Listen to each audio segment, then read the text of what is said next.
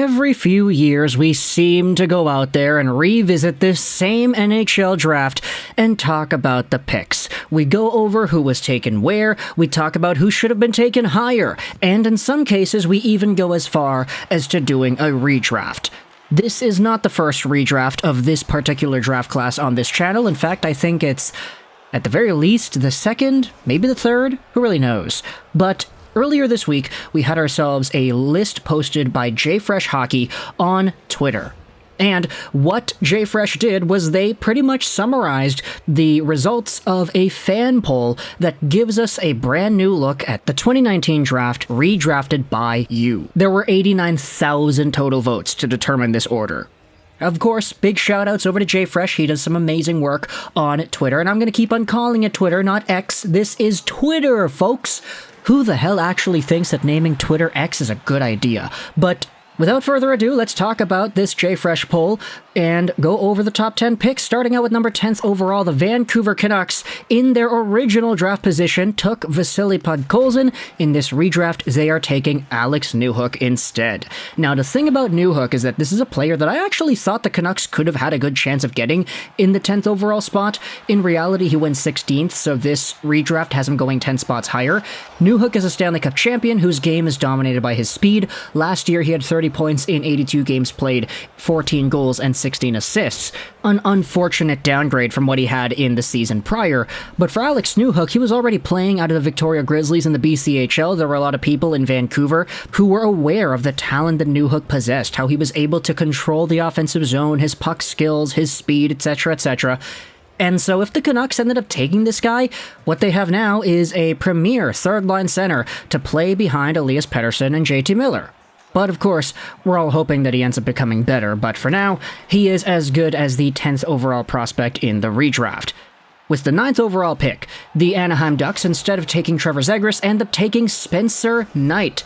Now, Knight is a really intriguing name because he actually isn't an NHL player de facto right now. He was recently playing with the Charlotte Checkers in the AHL. He had 2 games over there, had a .918 save percentage, pretty alright. He actually has had his fair stint of NHL action though, 21 games with the Panthers this previous season, 32 games with the Panthers last year. But for Spencer Knight, he actually had a noticeable decline in play this previous year. His save percentage and goals against were all worse. But of course, I mean, the guy is only 22 years old, playing as a 1B-ish backup in the NHL. So this is a player with a lot of potential. We all kind of understand that Spencer Knight's best days are yet to come. But he's already shown off enough that he's taken 9th overall in this redraft. Had Spencer Knight actually been drafted by Anaheim, though, then I guess you already have your John Gibson replacement. You don't have to keep on holding on to that guy. It's already been expressed that he wants out and that he's not going to stick around in Anaheim, so already having your backup transition into that number 1 role in Spencer Knight seems like a pretty good idea. Plus, they're both American, so I think there's a pretty nice transition there. Heading over onto the 8th overall spot. In reality, the Edmonton Oilers took Philip Broberg. In this redraft, they are taking Kirby Dach, who is actually the first name on this list so far who is being taken lower than they had been in real life. Dach is a pretty good player for the Montreal Canadiens. Big dude, right-handed center. He played on the wing a little bit this previous year, but he had 38 points in 58 games in total. Definitely a lot better than the seasons he's had in the past. It took him a really long time to actually get going, and there were injuries that slowed him down at the World Juniors. It was really bad for Kirby Dach the past few years.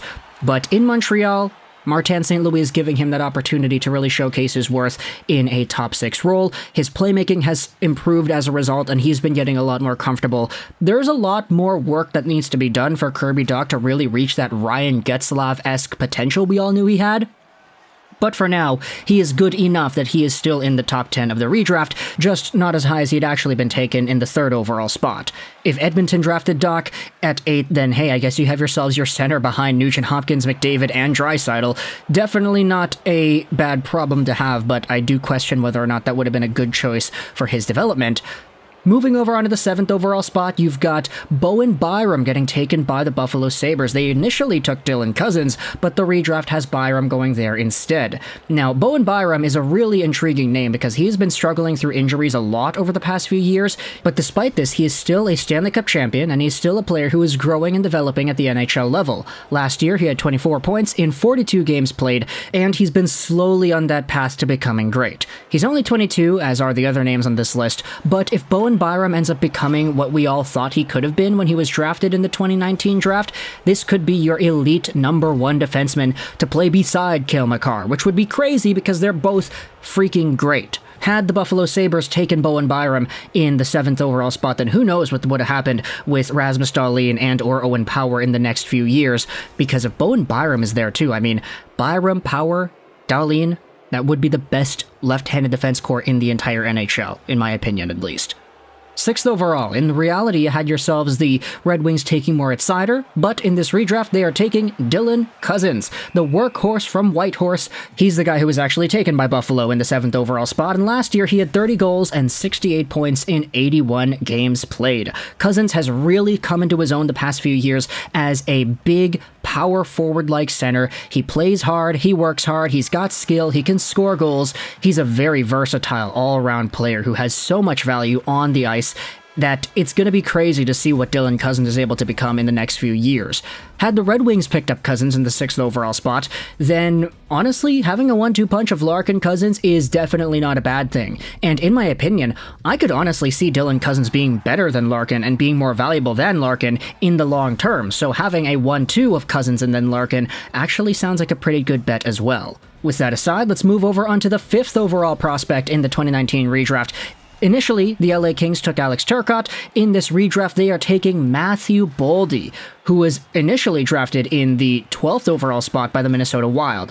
Boldy has had an incredible career after getting drafted. He had a really slow start with the Boston College Eagles when he started out, but he eventually did really get things together, becoming a 63-point winger in 81 games played with the Minnesota Wild this previous year. He also had 31 goals, as did Cozens, so Boldy is just really showing off tremendous value in the NHL. He's an all-around Swiss Army knife type player. He can play on the boards, he can play make, he can score, he can play in his own zone, he can play in transition. He is all-around smart, and the Minnesota Wild are a much better team because they have him. Had the LA Kings got him, though, this would have been a very nice pair with any of the other centers they've got. Philippe Deneau and Boldy in the same line, ultimate shutdown pairing right there. If you have Boldy and Kopitar together, that could be a really good puck facilitating line. It would have been a pretty nice pairing, honestly, and Boldy setting up a guy like Fiala would definitely seem really cool. However, that is only the 5th overall spot. If we go over to 4th overall, the Bowen Byram sweepstakes were won by Colorado, but in this redraft, they are taking Trevor Zegras, the guy who was initially drafted 9th by Anaheim. Now, this is not a difficult one to go out there and look at. Imagine Zegras playing with Rantanen. Imagine Zegras playing with McKinnon. That sounds great. My goodness, this team, they got themselves a guy in Bowen Byram who admittedly has not been the best player at that spot, but who is still good enough that they won a Stanley Cup championship with him. Having Zegras in that spot instead would have just been absolutely bananas, since Trevor Zegras is a premier playmaker, one of the top percentile players in skill in the entire NHL. Heading over to the 3rd overall spot, though, where the Chicago Blackhawks initially took Kirby Dach. In the redraft, they are taking Cole Caufield, 5'7", 174. He's small, but he scores goals. 26 goals in 46 games played this previous year. Sure, while the numbers may not actually be in his favor, the point per game and just the overall status level that Caufield has as a Canadian, it puts him near the top of this list, understandably so. And having Cole Caufield maybe play with a guy like Carter Bedard would be so fun to watch. Imagine dueling 50-goal scorers who are both sub 6 feet on the same team. Like, that sounds crazy. Of course, if you had Caufield in Chicago, then the turn of events might not have happened. Maybe Caufield wins Chicago a few more games. But either way, this is your 3rd overall pick. 2nd overall, you have the New York Rangers, who initially took Kaapo Kakko. In this redraft, they are taking Moritz Seider. And if that's the case, then you have yourselves a number 1 pairing in the future of Seider and K'Andre Miller. Have Adam Fox play shelter minutes. Have him play only in the offensive zone. Have him play all the power play time and give all the tough assignments to Seider, because this would be just an absolutely lethal right-handed defenseman combo. The Rangers would be much better for it. Seider was already seen as a pretty big reach at 6th overall. Of course, at second, it would have been crazier to do that, but that's with hindsight included. And either way, if you talk about hindsight, you gotta go to the first overall pick. Jack Hughes is the guy taken by New Jersey in the redraft. He is phenomenal. 100-point caliber player. There is no doubting Jack Hughes at this point. This is your 2019 redraft according to JFresh. Big shoutouts over to him once again. But either way, let me know your thoughts in the comments section below about this redraft and the names involved. The entire list is going to be available in the description if you want to see whom the fans voted should be going where from picks 1 to 64. Let me know your thoughts in the comments section below. How do you feel about this list? I hope you enjoyed this. And bye.